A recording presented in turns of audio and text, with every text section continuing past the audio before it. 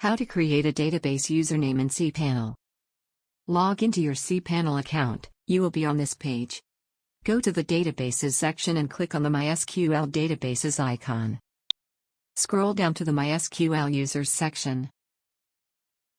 Enter the username of the new user you want to add.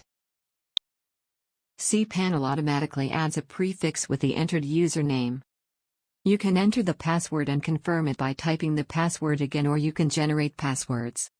To generate a password, click on the Password Generator button.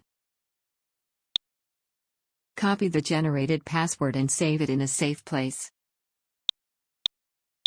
Now click to check the box after saving the password and then click on the Use Password button. The generated password is very strong. Click on the Create User button. That's it, we have successfully created a new user. Thank you for watching.